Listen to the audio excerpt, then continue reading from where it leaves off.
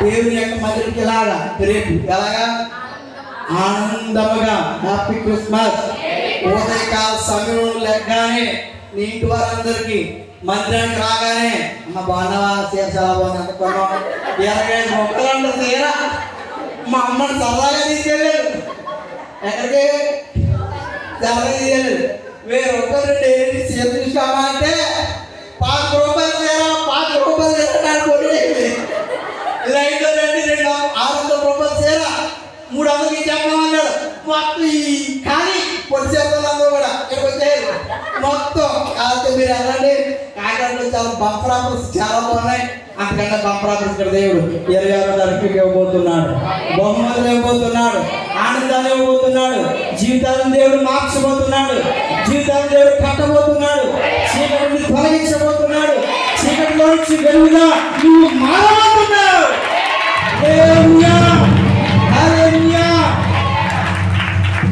ఆనందంగా మనం దేవుని యొద్దకి రావాలి. ఒక సువార్త 2వ అధ్యాయం 10వ వచనం చదువు చూడండి. అయితే ఆ దూత భయపడకుడి,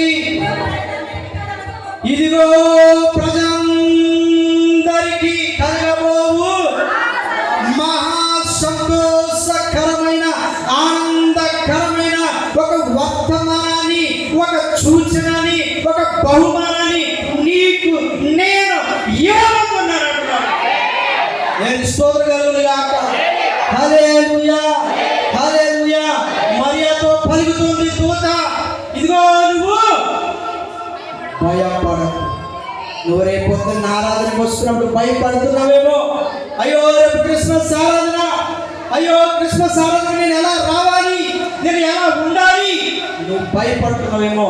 దూత చెబుతున్న మాటకు నువ్వు లోబడి. దూత ప్రభువైన యేసుక్రీస్తు వారు ఒక దూతని ఏర్పాటు చేస్తుంటే ఆ దూత ఆ ఎంట్రను తూచి తప్పకుండా అది ఎండగా చెప్తున్నా. ఏదైనా తప్పుంటే మా నాన్నగారంటే నన్ను నడక్కలేదు